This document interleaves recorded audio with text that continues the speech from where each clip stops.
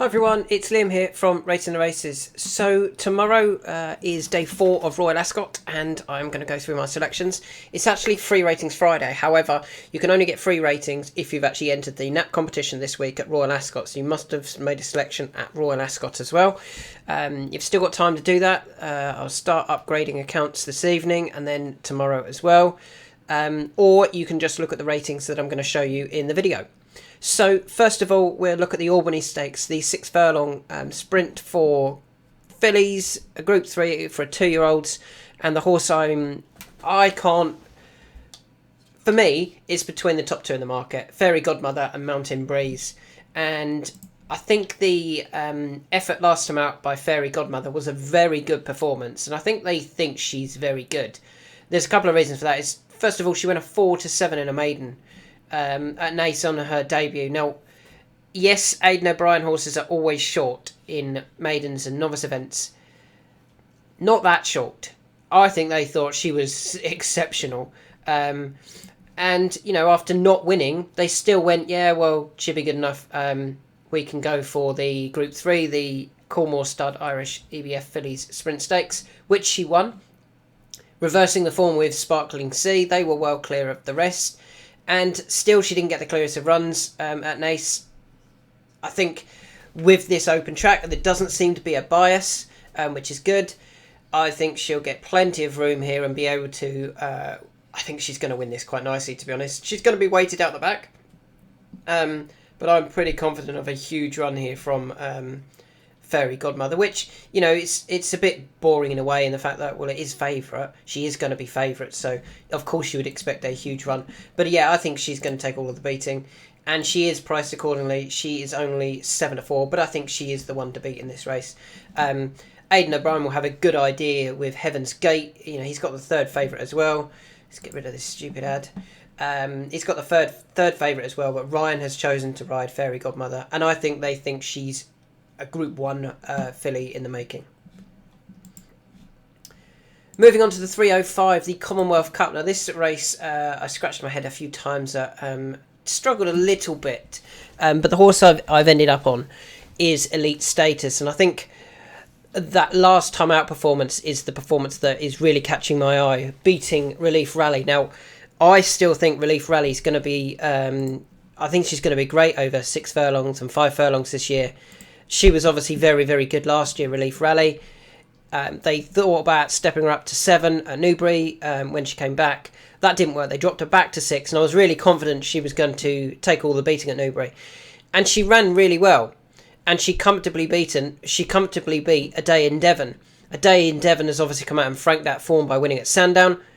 But Elite Status was too good for both of those, and I thought Elite Status won it despite where it ended up on the track, despite not having had the run. You know, that was his first run for however many days it was, since September to May. I think there's plenty more to come from Elite Status, to be honest. And yeah, I think this 157.3 is a true reflection of that performance, and I think Elite Status is going to run a very big race here.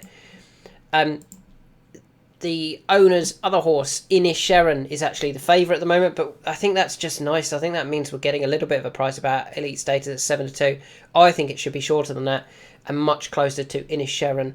I think the last time out effort was a very, very good performance. Plus, Elite Status does have Ascot form. Remember, it went off 7-4 favourite last year for the Norfolk Stakes. Admittedly didn't win, finished third to Valiant Force and Malk.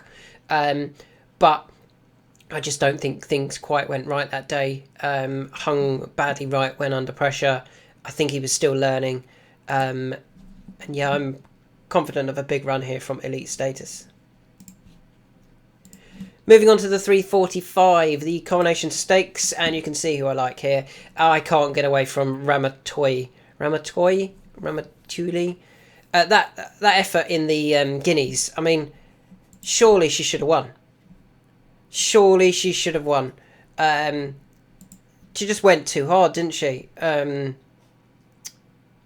Lemaitre kicked for home way too early. Interesting, Oisin Murphy rides. I'm quite happy with that. I think Oisin, obviously he's riding Ascot well. Yeah, I think with a more reserved ride, she would have won that quite comfortably, the Guineas. And I think she's the one to be on here. I think she will make up for that here. And Oisin can give her a much better ride than what Lemaitre gave her last time out. Some of his previous form was also very good, including the likes of second behind Van Dijk, just beaten by Romantic Style as well on return. I think that was a comeback run with the Guineas in mind. It didn't quite work in the Guineas because of how she was ridden, but I think she can make amends here. And she is currently, let's have a look at her price. She is currently, just lost Devoted Queen, 4-1 second favourite. I think she should be much closer to Opera Singer. Move on to the 425. You can see I like 2 in this. I did actually like La Yakel. I was quite hopeful for a big run from the William Haggas runner, although William's forces haven't quite been in the best of form at the moment. The 2 I am going for. One of these I'm actually looking out for the Ebor later this season. Baj d'Or. I think Baj d'Or's effort, including when second to Trawlerman a couple of years ago in the Coral Summer Handicap, is really good form. Didn't have a lot of racing last year, just a couple of runs. Returned this year off 91, winning a handicap, beating Vaguely Royal, and I thought he won it with a bit to spare.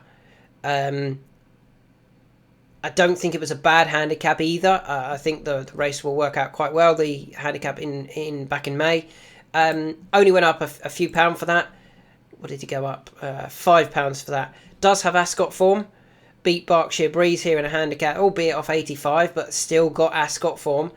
And I just think the horse could be very progressive. I was kind of hoping that they would wait for the Ebor with this horse. Definitely, the 1 mile 6 trip is ideal. Might find this a little bit too quick, but if he does, keep an eye out for him for the Ebor. But I will be backing him tomorrow as well.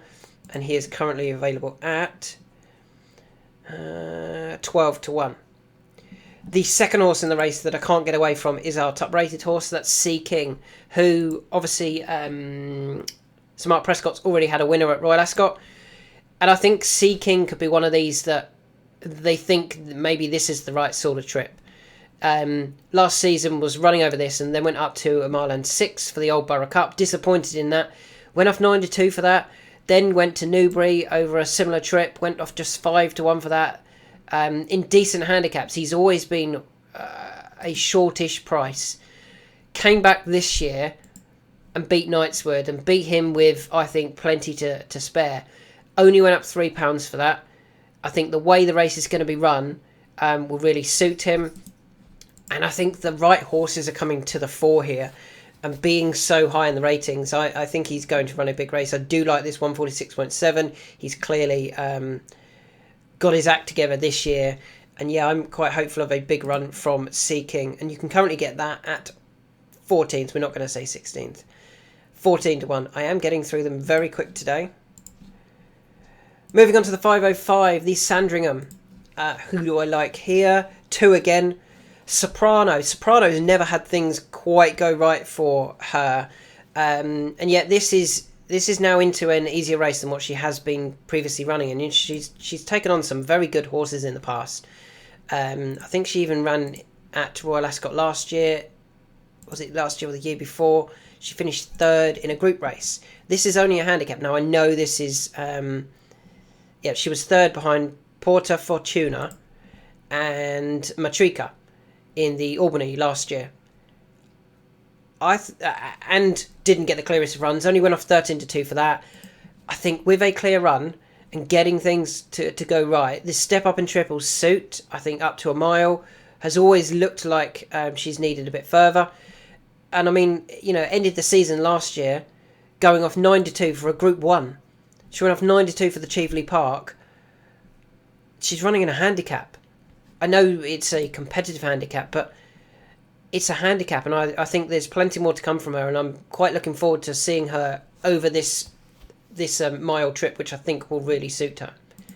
I think it'll give her time to get out of trouble as well. The other one that I like in this race is Everlasting for Ryan Moore and Aidan O'Brien. I think some of the form last year including earlier this year even, when third to Ezeliah and Purple Lily. Didn't Ezeliah go on to win? Yeah, she went on to win the Oaks. That's really good form. That's really strong form. It is a slight drop in trip, but I think she coped with that well enough last time when beating Asian Days. She's going to be very strong in the finish. You can almost be confident of that. And I think that will suit here where, it's quite a big field, 32 runners. Or there was 32 in it. Are they all going to take their chance? They might do. I think that means we're going to get a good strong pace and she can use her stamina late on. So Everlasting is my second one in that. They are Soprano and Everlasting. Let's have a look at their prices. You can get... Where have I gone? Have I gone wrong? Yes, I have. I've moved on a page. Everlasting is available at 12s and Soprano. Sopranos are massive, in my opinion, at 25s. 28s if you got a bet fair account. 25 to 1 for Soprano, I think is a really big price. Moving on to the 540. The King Edward, the 567 stakes. I have to count the numbers there. Who do I like in this race? Space Legend. I don't know if this is one of their recent purchases. I'm just going to have a look on my other screen. Have they purchased? Yes, they have. Off of the owners that generally have good runners at Ascot. They always seem to turn up with the right horses. Wathnan Racing have come and bought this horse. After he was second behind Maidan in a listed race. When he didn't get the clearest of runs, I think if he'd got a clear run, he would have won. If he got a clear run and he would have won, I think he would have ended up in a Group 1 race. He didn't, and as such, they've just held him back and gone, well, we might as well win that King Edward VIII stakes. I really like him, to be honest. I think his form is good. I know the favourite is Diego Velasquez, who's dropping down from running in the Group 1, lots of Group 1 races. But sometimes they just struggle to then drop slightly in class, and those that have been mid-division in those types of races, they stay there even when dropping in class. Whereas I don't think... Space Legend hasn't done that. Space Legend is going the right way. I think the triple suit, I think if he gets out, gets a clear run, I think he's going to run a really big race. I wouldn't be too worried that it's with William Haggis. The horse didn't run that long ago and he ran well. James Doyle is booked to ride, obviously, for Wathnan Racing. I think he'll give him a really good ride. So let's have a look at the price of that one. Space Legend is actually joint favourite now. 4 to 1 joint favourite. Very happy with that. Moving on to the final race on day 4, the 6:15, which is the 5 furlong Palace of Holyrood House Stakes. And there's 2 here that I like. We'll start off with the highest rated one, Jubilee Walk. Looks very progressive. Is one of those horses that can just keep winning, keep going and winning races. I don't think the £7 rise for the victory at York will be enough. I think he looked just very, very progressive. Ground conditions is fine. He's clearly just got a lot of speed. I'm quite hopeful. Interesting to see that. Who is it that now have him? Who's that? Qatar Racing have bought into the horse, I think. China Horse Club and Qatar Racing don't hang on to moderate horses. They both have a share in this, and I think he's going to run a really big race. Should get to go forward and almost play catch me if you can. If there is a group horse in the race, it could be Jubilee Walk. The second horse that I like in this race is Sommelier. Now, Sommelier is a bit of a bigger price than I thought he was going to be. Let's have a look at what price he is. Currently available at 14s. I thought he'd be sub-10s, to be honest. On the back of a couple of things. First of all, when he ran at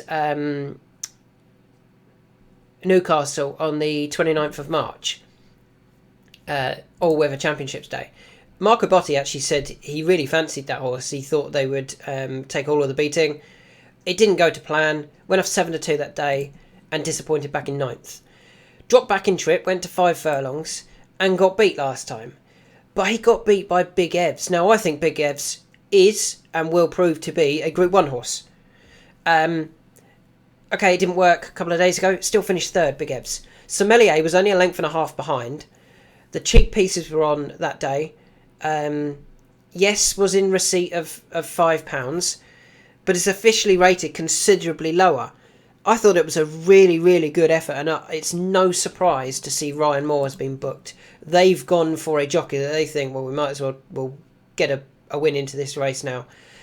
Win into this horse. Ryan Moore booked to ride is a very eye-catching jockey booking, and I think he's going to run a very big race here.